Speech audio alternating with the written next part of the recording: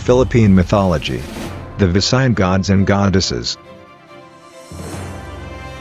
Alunsina. A prominent goddess in the Panay pantheon of gods. Alunsina, also called Launsina, is considered to be the virgin goddess of the eastern skies, that brings in the light of the sun and cool winds during hot days of the dry season. She was also said to be a guardian against strong typhoons and of beauty and marriage. It was also said that she was the patron goddess of women, especially singled women and virgins, lovers, housewives and brides. Alunsina's name has been translated as the unmarried one, the one from foreign skies, and one who is foreign. These names connotes her title as a goddess of the heavens, as she is considered as a foreigner who came from the east before the world came into being. Alunsina was believed to be also a goddess of astounding beauty, but she was also presented to be quite lazy, and would prefer combing her long, silky, black tresses than do any actual work in the creation myth. And she was the wife of Tungking-Langit, pillar of heaven. Barangay is known as the god of the rainbow and the god of hope. The rainbow is thought of as a phenomenon that brings luck and victory, but most importantly the rainbow symbolizes hope against opposing forces in life. He is the guardian of this natural phenomenon that occurs after a huge storm or heavy downpour. Thus he is also an important deity to pray to during times of war, because a rainbow seen by his devotees are seen as a sign of a huge chance of victory against the other tribes. His name is depicted in songs as a handsome god and embodiment of the rainbow. He was also seen as a god who brings good luck, and rainbows during a wedding feast or village celebration is seen as a good omen. His veneration and fame has reached even in Luzon and also in the more Islamic territories of Mindanao. Bulalakaw, bird god of illness and pestilence, is said to be a deity who has the appearance of a gigantic shining bird, or a bird-humanoid hybrid, as some believed he looks like a thin boy wearing a bird-like headdress. Burigadang Padasanaklang Bulawan, the goddess of wealth and greed, the goddess of anti-greed, the golden goddess, and the patron of goldsmiths. She is a goddess worshipped in Visayan parts of the Philippines before the Spanish occupation. In some part of the Visayan Peninsula, she is still venerated and worshipped by the tribes. Dalikamata, the many-eyed goddess, and cures eye illnesses. Dalikamata, a many-eyed clairvoyant goddess. She appears as a beautiful woman with eyes all over her body. Each eye possesses the ability to see far and wide, the past, present and future, the tangible and the invisible. She uses butterflies to communicate with mortals in their dreams.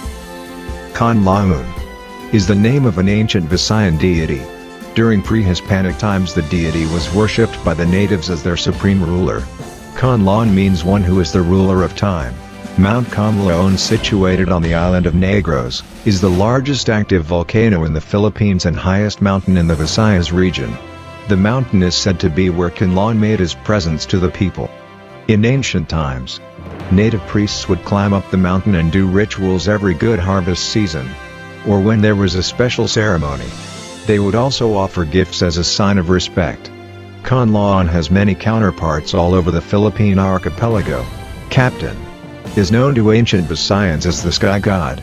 He was highly venerated and known by ancient Visayans, especially those who live in the south-central Visayas on the islands of Cebu, Bohol, Negros Island, Samar, Leyte and in Panay. He was regarded as the king of all the gods.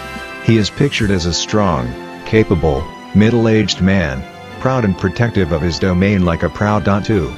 He is also impulsive and easily angered or displeased, especially with deities or people worshipping other gods or heroes before him, and his favorite weapon of punishment is his devastating lightning bolts.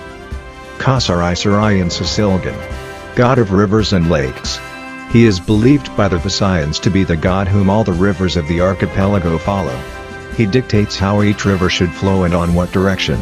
In some Visayan communities, he is known as Sumalongsoon, and that he also controls the lakes and the estuaries that lead to the sea. Lalahun. She is seen as a goddess of harvests, fire, guardian of volcanoes, and goddess against natural calamities brought about by volcanic eruptions, wildfires, and earthquakes. In the old pre-Spanish days, Lalahun was more popular deity from the Ita and Negrita tribes that live on forests in Mount Kan-Laon to the farmers on the plains of ancient Negros.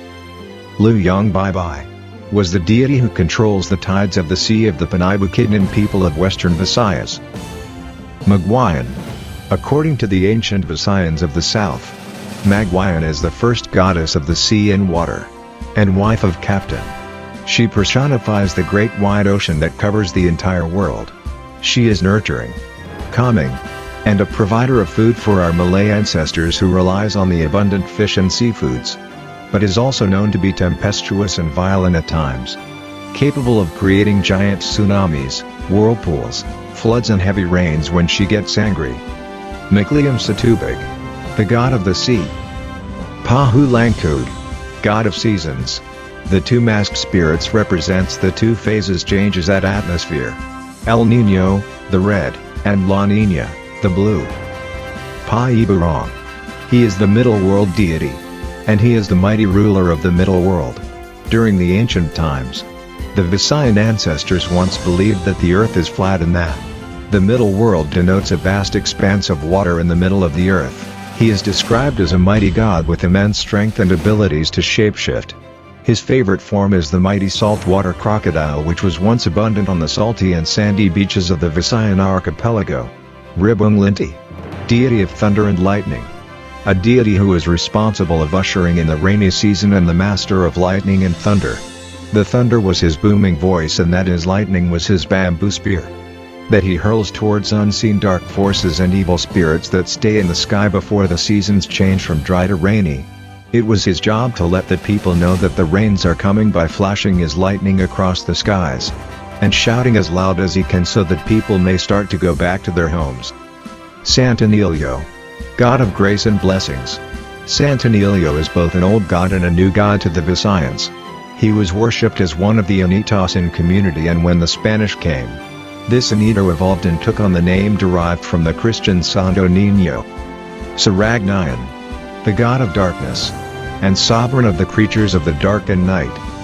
Suklong Malayan, deity of homes and protectress of happiness. Ancient Visayans also worship a goddess of the home and hearth in the form of Suklong Malayan, who is also the goddess of families and happiness. She is honored by housewives, mothers, aunts, sisters, and the womenfolk. Tungking-Langit, upper world and supreme god, counterpart of Batala. Inagwinat and Makandok, gods of war and battle. They are the personification of war, and they also serve as inspiration and standard for ancient Visayans on the art of warfare, sieges and pillages.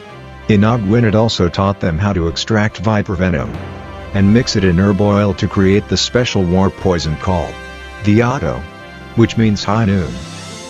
Banun Banun, god of time and cosmic movements. Lisbusawen, the god of souls. The Bilubiok, Hanganansi Mahuyokuyokan, the goddess of the night breeze.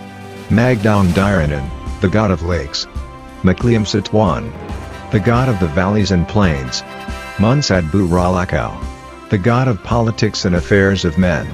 Panlinagun, the ruler of the underworld and god of earthquakes. Saragai Kabagya, god of storms. Suimuran and Suigi Narugan, the gods of hell, and the final destination for all deceased souls. Sumalongsan, god of the rivers and the sea. Sumpoi, the god of the afterlife.